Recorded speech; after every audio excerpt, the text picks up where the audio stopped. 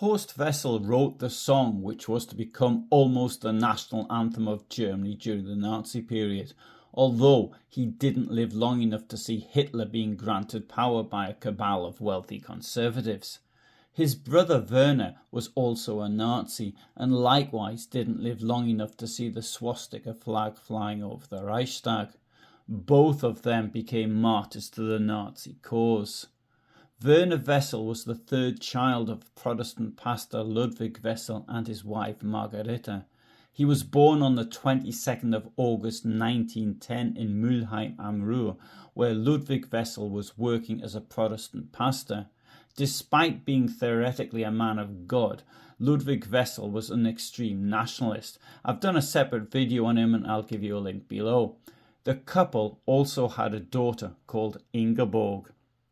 Ingeborg Wessel published extensive memoirs after the death of her eldest brother Horst, and thus was able to cash in on the cult during the Nazi period.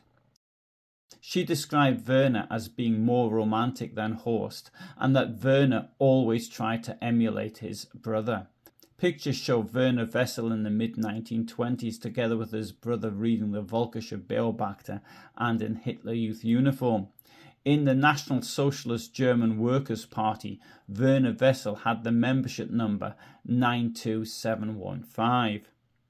On the 22nd of December 1929, Werner Wessel died during a ski hike by Nazi Party members in the Karkonosze mountains, sometimes called the Giant Mountains in English, which is a translation from the German Riesengebirge.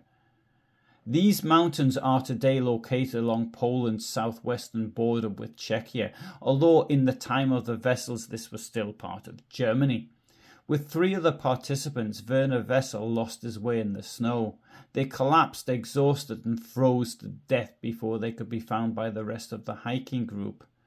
The Nazi Party newspaper, Der Angriff, portrayed the four youths as victims of supernatural forces of nature against which they could not compete, even with extreme physical performance. There appears to have been no mention of how silly it was to ignore weather warnings and attempt such a hike in December. Werner Wessel was buried on the 28th of December 1929 in the same grave as his father. His brother Horst gave a speech at the grave.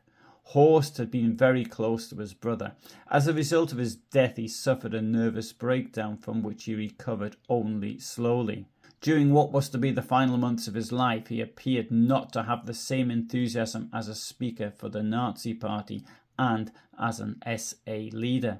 On the 1st of March 1930, following his death, Horst Wessel was buried at the side of his father and his brother.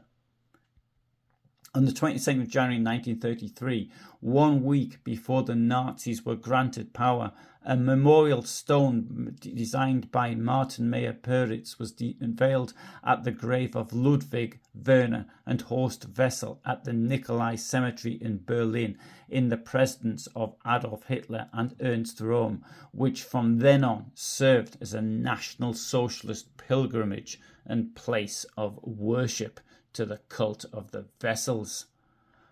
On the 14th of January 1934, a memorial plaque was installed at his former home at Judenstrasse 5152 with the inscription, "In this house, Horst and Werner Wessel became fighters for Germany's honour and freedom." The speech was given by Julius Lippert, who was then State Commissioner for Berlin and who had been the editor-in-chief of Goebbels' paper Der Angriff. During the speech, Lippert thanked the Protestant Nikolai congregation, where the father had once preached, for the financial support it had given for the plaque. In 1936, the mother, Margarete Wessel, received a 3,600 square metre plot of land from the municipality of Krummhübel, today Karpacz, in Lower Silesia, a few kilometres from the place where Werner Wessel had died. On this plot, the sister built a 200 square metre house. The house was noted for its luxurious furnishings, central heating and a garage. I would be curious to know if the house is still there, and will certainly look for that next time I'm in Carpatch. So thanks very much for listening. I hope you found that interesting, rather short video. Now I upload every day presently at 2000 hours. That's my time, Central European time. So I live in Poland and in Germany, and I do lots of videos related to the Nazi period. On Fridays I do a longer video, and other days it's usually a shorter one. No, sometimes on a Tuesday I do one that's a bit longer. So to know what I'm uploading, then subscribe. For the moment, all the best from me. Thanks for listening.